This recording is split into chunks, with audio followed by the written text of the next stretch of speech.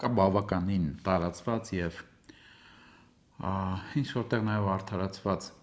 մոտեցում, որ մահվան վախը դա վախերի վախն է եւ օրինակ էգզիստենցիալ հոգեթերապևտները պնդում են, որ բոլոր վախերի հիմքում ընկած է մահվան վախը,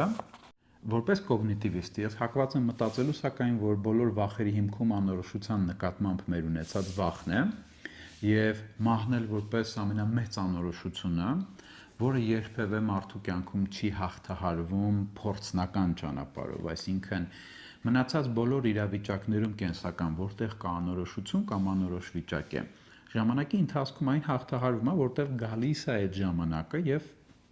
կարծես թե տեսնում ենք, ի վերջո ինչ տեղի ունեցավ։ Մահվան հետ կապված սա միակ երևի թե իրավիճակն է, որտեղ փորձարարական ճանապարհով մենք չենք կարողանում հաղթահարել անորոշությունը։ Դրա համար ստացվում է, որ կարծես թե դա ամենամեծ վախն է, վախերի վախը։ Անորոշության վախը կենտրոնական որպես դիտարկելով ավելի պարզ է դառնում, թե ինչու է, որ օրինակ են մարդիկ, ովքեր ունեն հստակ, հնարավորինս կուռ պատկերացումների համակարգ, որը հատկապես տալիս է պատասխան, թե ինչ է տեղի ունենում մահվանից հետո, ինչու է,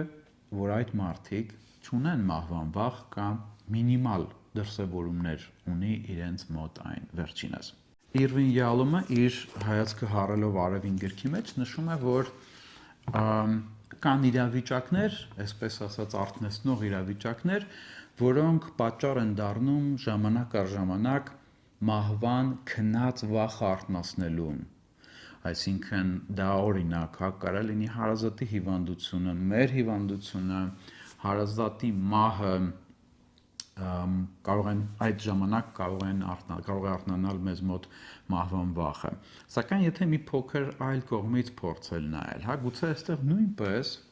մենք գործ ունենք իհարկե առաջին հերթին գուցե նրա հետ, որ նկարագրված իրադարձությունները վերադարձնում են մեզ դեպի մահվան թեման եւ առօրյայի գործերից կարծես կտրում են մեզ եւ հիշեցնում դրա մասին, ինչ խոս դա այդպես է, բայց մյուս կողմից գուցե դա տեղի ունենում շնորհիվ նրա, որ հենց անորոշությունն է նորից մեզ մոտ ավելի մեծանում կամ անորոշության նկատմամբ անհանդուրժողականությունն է մեծանում, որովհետեւ երբ որ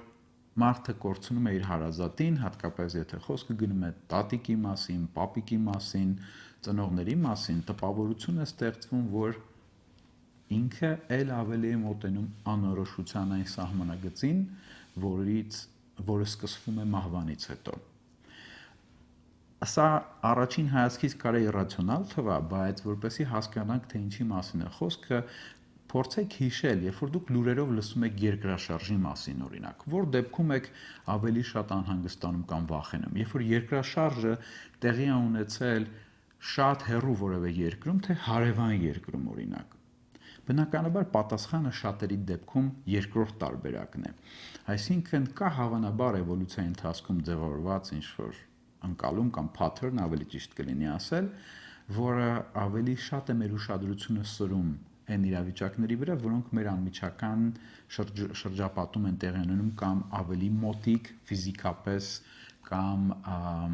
իդեալական տեսանկյունից, նկատի ունեմ ոչ ֆիզիկական տեսանկյունից ավելի մոտ են մեզ կանգնած եւ այդ ժամանակ ավելի է ակտիվանում մեր տագնապը բնականաբար մեզ պաշտպանելու համար։